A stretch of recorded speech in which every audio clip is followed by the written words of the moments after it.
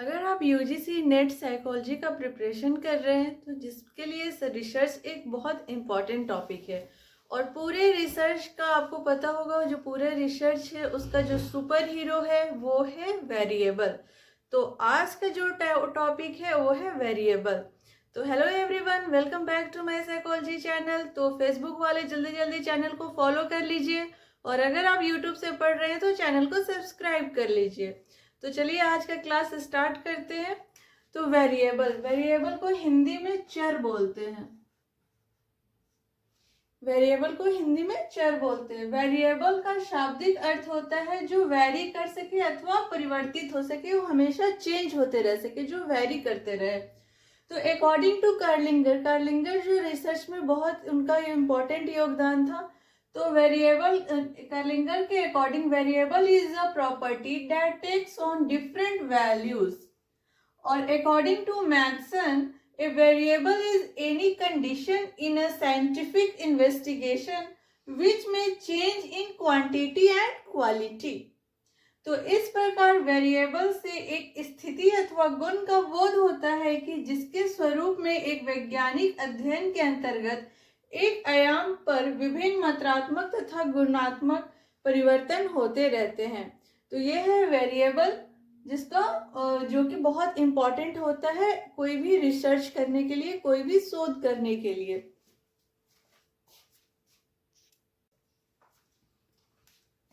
Types of variable की अगर बात करें तो 3 टाइप्स ऑफ वेरिएबल होता है। पहला इंडिपेंडेंट वेरिएबल, दूसरा डिपेंडेंट वेरिएबल, और जो तीसरा होता है वो होता है एक्सट्रेनियस वेरिएबल। और इंडिपेंडेंट वेरिएबल भी 2 टाइप्स का होता है, पहला टाइप ई और दूसरा टाइप एस। एक एक करके सारे वेरिएबल को देखते हैं। तो सबसे पहले आता है इंडिपेंडेंट वेरिएबल, जिसे स्वतंत्र चर कहते हैं। तो साधारणतः प्रयोगकर्ता जिस कारक के प्रभाव का अध्ययन करना चाहता है और प्रयोग में जिस पर उसका नियंत्रण रहता है उसे इंडिपेंडेंट वेरिएबल कहते हैं। अब इसको एक उदाहरण के द्वारा समझते हैं। जैसे कि ये बोर्ड पे जो लाइट आ रहा है, तो इससे हमारा जो हम पढ़ा रहे हैं वो आप लोगों को क्लियर दिख रहा है। अगर हम लाइट, रोशनी का जो स्तर है, जो लाइट का लेवल है, अगर कम कर देंगे तो जो हम पढ़ा रहे हैं वो आप लोगों को नजर नहीं आएगा। तो यहाँ पे इंडिपेंडेंट वेरिएबल क्या हुआ? लाइट, क्योंकि लाइट को हम कम भी कर सकते हैं। कम करके देखेंगे कि मेरा जो पढ़ा रहे, जो प्रोडक्शन जो आ रहा है वो आप लोगों का कैसा इम्पैक्ट पड़ रहा है। और लाइट का जो वोल्टेज है वो बढ़ा करके दिखाएंगे कि अगर ज्यादा रोशनी आ रहा है तो आप लोगों को कितना पढ़ाई समझ में आ रहा है। तो रोशनी का स्तर क्या हुआ यहाँ पे? Independent variable.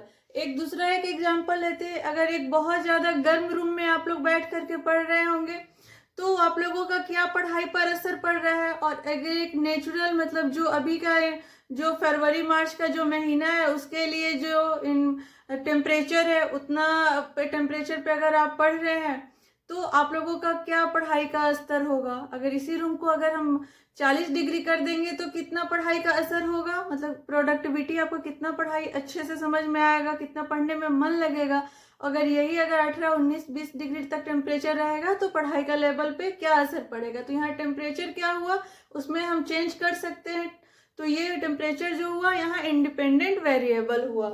तो वही बोल रहा है कि साधारणतः प्रयोगकर्ता जिस कारक के प्रभाव का अध्ययन करना चाहता है, प्रयोग में जिस पर उसका नियंत्रण रहता है, उसे इंडिपेंडेंट वेरिएबल कहते हैं। और यहाँ पर लाइट और टेम्परेचर क्या हुआ? इंडिपेंडेंट वेरिएबल हुआ, क्योंकि उसको हम अपने अकॉर्डिंग कम और ज्यादा कर करके अध्ययन कर रहे हैं। और इंडिपेंडेंट वेरिएबल भी 2 टाइप का होता है। पहला होता है टाइप ई। तो इस प्रकार के स्वतंत्र चर पर एक्सपेरिमेंटर का पूर्ण नियंत्रण रहता है। वह जब चाहे स्वतंत्र चर की मात्रा में हेरफेर कर सकता है, मैनिपुलेट कर सकता है। जैसे कि लाइट हुआ, साउंड हुआ। अगर बहुत ज्यादा, अगर यहाँ हम आप लोगों को पढ़ा रहे हैं या फिर आप अपने घर में पढ़ रहे हैं और कहीं बहुत तेज साउंड बॉक्स बज रहा है तो आपका पढ़ाई पे बुरा असर पड़ेगा।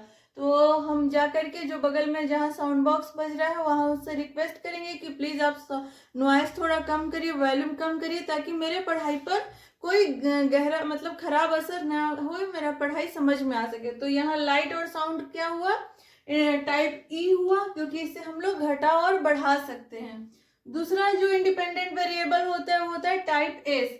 इसमें प्रयोगकर्ता चयन, चयन प्रतिक्रिया के द्वारा स्वतंत्र चर में हेर फेर करता है, तब ऐसे चयन किए गए स्वतंत्र चर को एस टाइप कहते हैं। और यहाँ पे एज हुआ, सेक्स हुआ, मतलब कोई भी एज का, अगर हम 10 साल का कोई एज का लड़का पे अगर हम अध्ययन करना चाहते हैं तो उसका एज तो घटा बढ़ा नहीं सकते, वो उसको हम सेलेक्ट किए कि हम एक 10 साल के ही बच्चा पर एक्सपेरिमेंट कर रहे हैं, रिसर्च कर रहे हैं।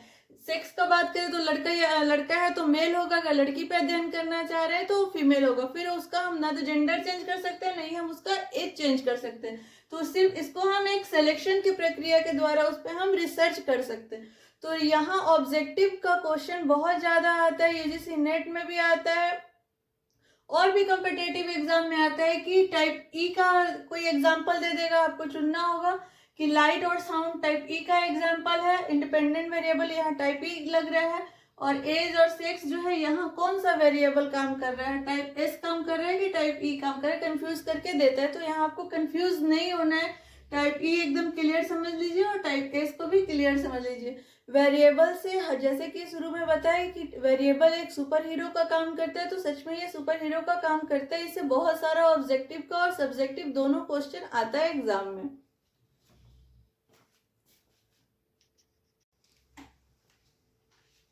डिपेंडेंट वेरिएबल जिसे आश्रित चर कहते हैं। तो डिपेंडेंट आश्रित चर स्वतंत्र चर पर हमेशा निर्भर रहता है, इसका नाम ही है डिपेंडेंट, मतलब आश्रित तो हमेशा किस पर रहता है, तो इंडिपेंडेंट वेरिएबल पे रहता है। और इन पर प्रयोगकर्ता का कोई नियंत्रण नहीं होता, यह पूर्ण रूप से स्वतंत्र होता है। तो जैसे कि इसको अगर हम एक एग्जाम्पल से समझेंगे तो लड़कियों में लड़कों की अपेक्षा साहित्यिक योग्यता अधिक होती है और लड़कों में मोटर एक्टिविटी ज्यादा होती है। अगर लिटरेचर वाला जो पार्ट है अगर लड़की में स्ट्रांग है तो लड़का में कौन सा स्ट्रांग है, मोटर। लेकिन ये कोई जरूरी नहीं है, बस ये एक उपकल्पना है, एक हाइपोथेसिस बनाया गया है कि लड़कियों में लड़कों की अपेक्षा साहित्यिक योग्यता ज्यादा होती है। तो ऐसा आपके नेट के एग्जाम में आ सकता है ये वाला क्वेश्चन कि ऐसा कोई भी एक हाइपोथेसिस बना करके एक उपकल्पना बना करके दे सकता है और उसमें आपको डिपेंडेंट वेरिएबल और इंडिपेंडेंट वेरिएबल को चूज करना होता है। तो यहाँ क्या है, लड़की और लड़का, तो जैसे कि अभी बताए थे कि लड़की और लड़का क्या हुआ, ये एक इंडिपेंडेंट वेरिएबल हुआ और इंडिपेंडेंट वेरिएबल में भी ये एस टाइप इंडिपेंडेंट वेरिएबल हुआ, एस टाइप। और यहाँ साहित्यिक योग्यता क्या हुआ, डिपेंडेंट वेरिएबल। तो स्वतंत्र चर हुआ जैसे कि यहाँ पे अभी लिखे हैं, लड़की और लड़का क्या हुआ, इंडिपेंडेंट वेरिएबल और इंडिपेंडेंट में भी एस टाइप। और आश्रित चर हुआ साहित्यिक योग्यता, क्योंकि लड़कियों और लड़कियों की अपेक्षा, लड़कियों में लड़कों की अपेक्षा साहित्यिक योग्यता अधिक होती है, तो इस पर निर्भर करता है, डिपेंड करता है। तो ये डिपेंडेंट हुआ, आश्रित चर हुआ और ये हुआ इंडिपेंडेंट वेरिएबल। बिल्कुल क्लियर है। और ये एग्जाम में हमेशा क्वेश्चन आता है, कोई ना कोई उपकल्पना दे देता है, उसमें से हम लोगों को चूज करना होता है कौन डिपेंडेंट है कौन इंडिपेंडेंट है। इंडिपेंडेंट भी है तो एस टाइप है कि ई टाइप है। तीसरा जो वेरिएबल होता है एक्सट्रेनियस वेरिएबल, इसको इंटरवेनिंग वेरिएबल भी कहते हैं, हिंदी में इसे बाह्य या मध्यवर्ती चर कहते हैं। तो इसका जो होता है स्वतंत्र चर तथा उससे संबंधित आश्रित चर के मध्य में विघ्न डालने वाले चर को मध्यवर्ती चर कहते हैं। तो अभी उम्मीद करते हैं कि आप लोगों को वेरिएबल बिल्कुल समझ में आ गया होगा। तो जो हमारा नेक्स्ट टॉपिक है वो है रिसर्च डिजाइन, जो कि पूरे रिसर्च का एक बेस है। तो इसका जो नेक्स्ट टॉपिक है वो कल आएगा, तो कल का जो आप लोग क्लास है बिल्कुल मिस नहीं करिएगा।